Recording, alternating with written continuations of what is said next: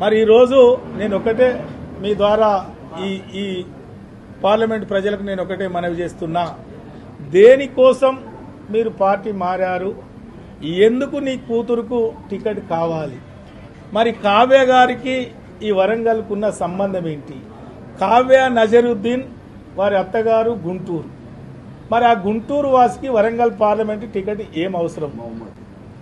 మరి దయచేసి మహమ్మద్ కావ్య నజరుద్దీన్ ఎందుకు ఇక్కడ ఈ ప్రజలు ఓటు వేయాలి? నేను మీ బిడ్డగా, ఇక్కడ పుట్టి పెరిగిన బిడ్డగా, ఈ ప్రజల మధ్యలో ఉన్న బిడ్డగా, ఈ ప్రజల మధ్య కష్ట సుఖాలు పంచుకున్న బిడ్డగా, మరి నేను ఒకటే మనవి చేస్తున్నా, మరి గుంటూరు వాసి కావాలా మీ బిడ్డ కావాలా? ఒక్కసారి మీరు ఆలోచన చెయ్యాలి. మరోసారి నేను మీ పత్రిక ద్వారా నేను అడుగుతున్నా, ఎండి కావ్య నజరుద్దీన్ గుంటూరు కావాలా మీ బిడ్డ కావాలా?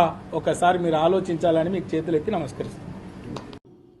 నేను ఎన్నడూ కూడా ఏ పార్టీలో ఉన్నా ఆ పార్టీ నిర్ణయానికి విధానానికి కట్టుబడి ఉన్నానే తప్ప ఎవరికి వెన్నుపోటు పొడవలేదు. ఆ మాటకు వస్తే నా ద్వారా ఎదిగిన అరుణ్ రమేష్ నాకు వెన్నుపోటు పొడిచాడు. నేను పెంచిన అరుణ్ రమేష్ నాకు వెన్నుపోటు పొడిచాడు. ఎందుకు అంటే బీఆర్ఎస్ టికెట్ ఆయనకి ఇవ్వమని అడిగాము. మేమందరం కూడా యునానిమస్గా బీఆర్ఎస్ టికెట్ ఆయనకే ఇవ్వమన్నాం. కానీ మా మాట వినుకుంటూ వెళ్ళిపోయాడు, టికెట్ తెచ్చుకున్నాడు. నీకు వెన్నుపోటు పొడవలే, నీకు అన్యాయం చేయలే, నీకే టికెట్ ఇవ్వమని చెప్పాము మేము. కేసీఆర్ ముందట, రమేష్ ముందట, అందరి ముందట రమేష్కే టికెట్ ఇవ్వమని అందరం చెప్పాను. నువ్వు వెన్నుపోటు పొడిచి పార్టీ మారి మారిన ఇతరుల మీద నువ్వు మాట్లాడే అర్హత నీకెక్కడిది? నువ్వు కూడా పార్టీ మారినావు కదా.